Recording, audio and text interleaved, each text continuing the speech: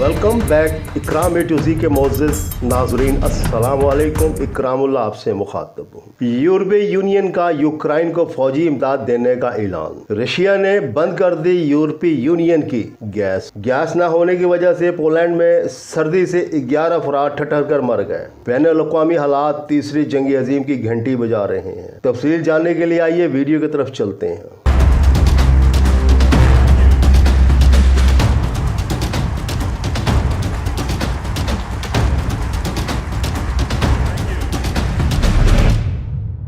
Russia के Ukraine पर attack को करीबन 1.25 साल गुजर चुका है और इस वॉर ने सबसे ज्यादा जिस खित्ते को नुकसान पहुंचाया है वो है यूरोप। असल में रशिया की लड़ाई सिर्फ यूक्रेन के साथ नहीं है बल्कि एक पूरे ब्लॉक के साथ है जिसे हम वेस्ट कहते हैं। फरवरी 2022 में जब रशिया ने यूक्रेन पर अटैक किया तो जवाब में रशिया पर खुलकर अटैक करने के बजाय इन वेस्टर्न कंट्रीज ने फैसला किया कि वो पीछे रह के ये वॉर लड़ेंगे, क्योंकि रशिया एक न्यूक्लियर सुपर पावर है और उससे डायरेक्ट पंगा लेना काफी महंगा पड़ सकता है। इसीलिए वेस्टर्न कंट्रीज ने यूक्रेन को रशिया के खिलाफ लड़ने के लिए बिलियंस ऑफ डॉलर्स के हथियार सप्लाई करना शुरू कर दिए और दूसरी ही तरफ रशिया के बैंक्स, कंपनीज और लोगों पर सैंक्शंस लगाना शुरू कर दी। वेस्टर्न कंट्रीज का ख्याल था कि वो इन सैंक्शंस के जरिए रशिया को मजबूर कर देंगे कि वो यूक्रेन वॉर से पीछे हट जाए, मगर शायद वो भूल गए थे कि रशिया के पास ऐसा हथियार है जिससे वो पूरे यूरोप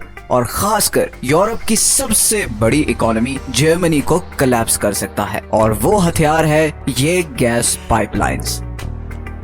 पूरा यूरोप अपनी 25% एनर्जी रिक्वायरमेंट गैस से पूरी करता है और पूरे यूरोप की 50% गैस सप्लाई सिर्फ एक कंट्री से आती है और वो है रशिया।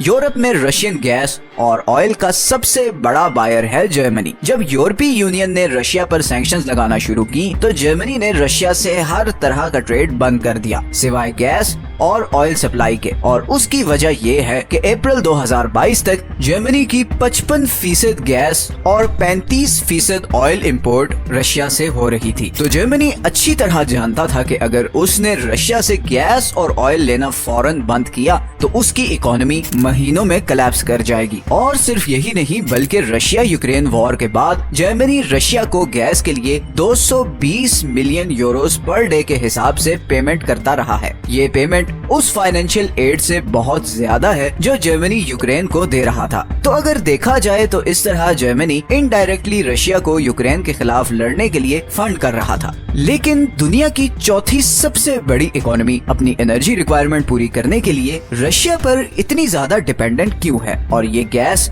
यूरोप के लिए इतनी जरूरी क्यों है जबकि फ्यूचर तो इलेक्ट्रिक चीजों का है, और आखिर में रशिया के रिएक्शन का यूरोप और जर्मनी पर क्या असर पड़ रहा है और इस सब का अंजाम क्या होगा। असल में जर्मनी के पास कोई बहुत ज्यादा एनर्जी रिसोर्सेज नहीं है। ना तो जर्मनी में इतनी धूप पड़ती है कि वहाँ सोलर प्लांट्स लगाए जा सकें, और ना ही जर्मनी में इतनी तेज हवा है कि वहाँ पर विंड पावर प्लांट्स लग सकें। जर्मनी एक ही रिसोर्स से मालामाल है और वो है कोयला। जर्मनी के पास दुनिया के 7वें सबसे बड़े कोयले के रिजर्व्स हैं और आज की डेट में जर्मनी की 30% बिजली कोयले से पैदा होती है। इसी कोयले की वजह से वर्ल्ड वॉर 2 के बाद जर्मनी ने तरक्की की और इंडस्ट्रियलाइजेशन का सफर शुरू किया। 1950s में जर्मनी एक बहुत जबरदस्त इकोनॉमी रिकवरी एक्सपीरियंस की। इसी दौरान 1953 में इधर साइबेरिया में नेचुरल गैस के बहुत बड़े रिजर्व डिस्कवर हो गए। सोवियत गवर्नमेंट ने सोवियत शहरों में ये गैस पहुंचाने के लिए पाइपलाइंस बिछाना शुरू कर दी। ये काम तो कुछ सालों में ही कंप्लीट हो गया, मगर सोवियत यूनियन से बाहर भी इस गैस की बहुत डिमांड थी और इस गैस का सबसे बड़ा कस्टमर था यूरोप। अब मसला ये था कि इन पाइपलाइंस को यूरोप में पहुंचाने के लिए बहुत ज्यादा इन्वेस्टमेंट की जरूरत थी। फिर 1969 में जर्मनी में एक चांसलर आया जिसने एक नई फॉरेन पॉलिसी इंट्रोड्यूस करवाई जिसे कहते थे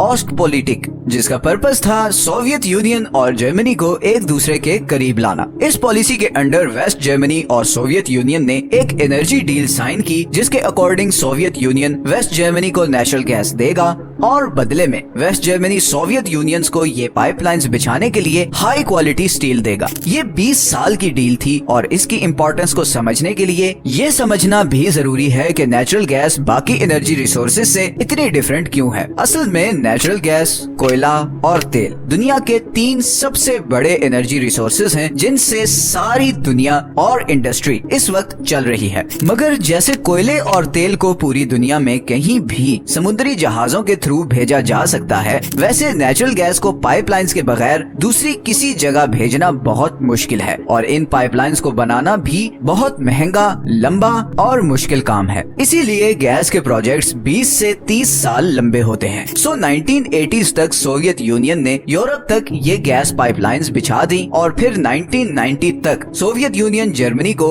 अपनी 40% गैस सप्लाई कर रहा था। फिर 1991 में सोवियत यूनियन टूट गया और अब रशिया की मेन गैस पाइपलाइंस ये यूक्रेन से गुजरकर यूरोप जा रही थी, जिसका मतलब था कि अब रशिया का इन पाइपलाइंस और गैस पे कंट्रोल नहीं होगा। इसी प्रॉब्लम को केटर करने के लिए रशिया ने नई पाइपलाइंस बिछाना शुरू कर दी। 1999 तक रशिया ने एक और पाइपलाइन बिछाई जो बेलारूस से होती हुई जर्मनी तक जाती थी और फिर 2005 में इन दोनों कंट्रीज ने एक और पाइपलाइन बनाना शुरू की जो बाल्टिक सी से होते हुए डायरेक्ट जर्मनी को जाती थी। इस पाइपलाइन को द नॉर्ड स्ट्रीम कहते हैं और यही वो पाइपलाइन थी जिसके बाद जर्मनी बहुत हेवीली रशिया पर डिपेंडेंट हो गया। तो अब रशिया की गैस इन 3 रूट्स से यूरोप और जर्मनी को पहुंच रही थी। ट्रेड जबरदस्त जा रहा था, यूरोप को आसानी से बड़ी क्वांटिटी में गैस मिल रही थी और रशिया को अच्छा खासा पैसा मिल रहा था। फिर 2008 में रशिया और यूक्रेन में प्राइस को लेकर थोड़ी अनबन हो गई और रशिया ने 20 दिनों के लिए यूक्रेन से गुजरने वाली पाइपलाइंस की गैस बंद कर दी और इसके नतीजे में कई यूरोपियन कंट्रीज को गैस सप्लाई बंद हो गई। बल्कि पोलैंड में तो 11 लोग गैस ना होने की वजह से शदीद ठंड में ठठर कर मर गए। इससे एक बात तो क्लियर हो चुकी थी कि इस गैस फ्लो के जरिए रशिया अब पूरे यूरोप को कंट्रोल कर रहा था। फिर 2014 में जब रशिया ने ईस्टर्न यूक्रेन पर हमला करके क्राइमिया पर कब्जा किया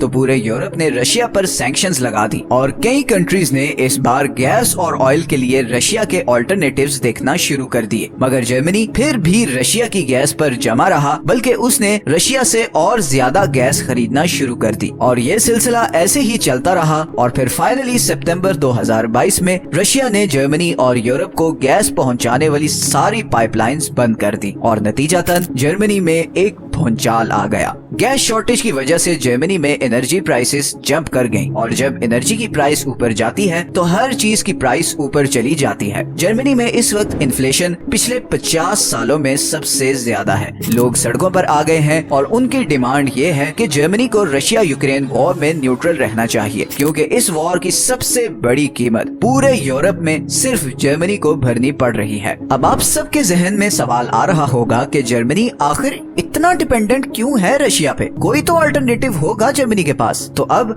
अगर हम जर्मनी के कोल रिजर्व्स की बात करें तो उसका मसला ये है कि कोल सारे फॉसिल फ्यूल्स में से सबसे ज्यादा पोल्यूशन फैलाने वाला एनर्जी सोर्स है और इसीलिए 2019 में पूरी दुनिया के प्रेशर पे जर्मनी ने एक एग्रीमेंट पे साइन किया कि वो अगले 10 सालों में अपने तमाम कोल प्लांट्स बंद कर देगा और इस तरह वो एक ही रिसोर्स जिससे जर्मनी मालामाल है उसके किसी काम नहीं आएगा। इसी तरह अगर हम जर्मनी से बाहर ऑप्शंस को ढूंढने की कोशिश करें तो यूरोप के सबसे बड़े नेचुरल गैस के रिजर्व्स इधर नेदरलैंड्स में हैं, लेकिन ये रिजर्व्स भी इसी साल 2023 में बंद होने जा रहे हैं और इसकी वजह ये है कि गैस के लिए लगातार ड्रिलिंग की वजह से इस गैस फील्ड की टॉप सॉइल श्रिंक होती जा रही है और नतीजतन इस सारे एरिया में लो इंटेंसिटी अर्थक्वेक्स आना शुरू हो गए हैं, जिससे लोकल कम्युनिटी में बहुत खौफ फैल चुका है। इसी इशू को कैटर करने के लिए डच गवर्नमेंट ने 2014 में ये डिसीजन लिया कि वो 2028 तक इस गैस फील्ड से एक्सट्रैक्शन बिल्कुल खत्म कर देंगे और इस तरह यूरोप के सबसे बड़े गैस रिजर्व्स भी कुछ साल बाद किसी के काम नहीं आएंगे। इसी तरह अल्जीरिया और लीबिया से भी यूरोप में नेचुरल गैस आती है, मगर वो सिर्फ इटली और स्पेन को जाती है। एक आखिरी ऑप्शन जो जर्मनी के पास बचती है वो है LNG, जिसे लिक्विफाइड नेचुरल गैस भी कहा जाता है। LNG असल में ऐसी गैस है जिसे ठंडा करके लिक्विड फॉर्म में कन्वर्ट करके टैंकर्स में पूरी दुनिया में कहीं भी भेजा जा सकता है। लेकिन इसका मसला सिर्फ ये है कि इसके लिए स्पेशल टर्मिनल लगाने पड़ते हैं और वो बहुत महंगे होते हैं। तो अगर लेट्स से जर्मनी कतर से गैस इंपोर्ट करने का प्लान करता है तो एक तो उसे ये गैस बहुत महंगी पड़ेगी और दूसरा इन टर्मिनल्स को बिल्ड करते करते भी कम से कम 5 साल लग जाएंगे। तो शॉर्ट टर्म में तो जर्मनी के पास कोई और ऑल्टरनेटिव नहीं है और वो बुरी तरह फंस चुका है। अब दूसरी तरफ रशिया को देखें तो इस पाइपलाइन को बंद करने का उसे भी बहुत ज्यादा नुकसान हुआ है। बिलियंस ऑफ डॉलर्स जो यूरोप और खासकर जर्मनी से आ रहे थे वो अब बिल्कुल बंद हो चुके हैं और अब उसके पास यूरोप का ऑल्टरनेटिव सिर्फ इंडिया और चाइना है। मगर ये दोनों कंट्रीज उससे यूरोप वाली प्राइस से हाफ प्राइस पे गैस की डील कर रहे हैं और इन दोनों कंट्रीज तक पाइपलाइंस पहुंचाने में भी कुछ टाइम लग जाएगा। इसी तरह लॉन्ग टर्म में रशिया के लिए ये क्राइसिस शायद और शदीद हो जाए क्योंकि अब यूरोप बहुत तेजी से ऑल्टरनेटिव एनर्जी सोर्सेज पर काम कर रहा है और जैसे जैसे यूरोप ऑल्टरनेटिव एनर्जी सोर्सेज पर शिफ्ट होता जाएगा वैसे वैसे रशिया की यूरोप पे लेवरेज कम होती जाएगी और उसका ये जो प्लान था कि वो इस तरह यूरोप को प्रेशराइज करके यूक्रेन की सपोर्ट खत्म कर देगा वो अब खटाई में पड़ता जा रहा है। दूसरी तरफ यूरोप में एक और डिबेट बहुत जोरों शोर से चल रही है और वो है अमेरिका के रोल पर। कई यूरोपियन थिंक टैंक्स के मुताबिक अमेरिका पिछले 100 साल से यूरोप को प्रॉक्सी के तौर पर यूज करके एशिया और मिडिल ईस्ट में अपना मतलब पूरा कर रहा है और इसका नुकसान यूरोप को उठाना पड़ता है, चाहे वो वर्ल्ड वॉर्स हो, वॉर ऑन टेरर हो या फिर हाल ही में होने वाली रशिया यूक्रेन वॉर। अमेरिका बाकी दुनिया से इतना दूर है कि किसी भी वॉर में उस तक कोई आर्मी अभी तक नहीं पहुंची। लेकिन अब नॉर्थ कोरिया जिस तरह के मिसाइल्स बना रहा है उसके बाद तो अमेरिका भी अब फुल वनरेबल हो गया है, देख सकते हैं। तो अमेरिका इन सब सिनेरियोस में हमेशा सेफ रहता है और इवन के इकोनॉमिक वॉर की सूरत में भी अमेरिका के पास खुद के नेचुरल गैस और ऑयल के रिजर्व्स हैं और इसी वजह से वो खुद तो सुकून में होता है और इधर यूरोप को उसके डिसीजंस का बोझ उठाना पड़ता है। आखिर में अगर हम रशिया यूक्रेन वॉर की लेटेस्ट सिचुएशन पर आएं तो फिलहाल रशिया अपना प्लान 100% एग्जीक्यूट नहीं कर सका और उसे कई फ्रंट्स पे फेलियर का सामना करना पड़ा है और यही चीज हम सब के लिए बहुत डेंजरस है क्योंकि पुतिन किसी सूरत यूक्रेन वॉर में हार बर्दाश्त नहीं कर सकता। यूक्रेन वॉर में हार की सूरत में उसे प्रेसिडेंटशिप से उतार दिया जाएगा और ऑलरेडी रशिया में ऐसी बातें हो रही हैं क्योंकि इस वॉर ने रशिया को इकोनॉमिकली बहुत ज्यादा डैमेज किया है और लोकल लोग इस सारे मामले पर बहुत ज्यादा टेंस हैं। तो कोई पता नहीं कि फ्यूचर में रशिया कोई बहुत एक्सट्रीम स्टेप भी उठा ले। अगले 5 से 6 महीने बहुत ज्यादा इम्पोर्टेंट हैं और यही फैसला करेंगे कि वर्ल्ड पावर अब किस ब्लॉक के पास जा रही है।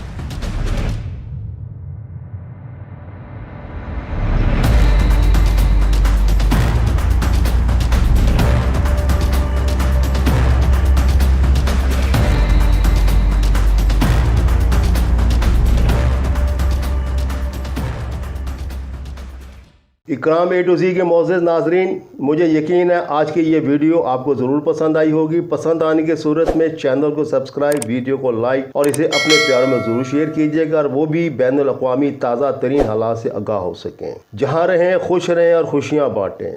आपकी दुआओं का तलबगार। अगले वीडियो तक के लिए अल्लाह हाफिज़।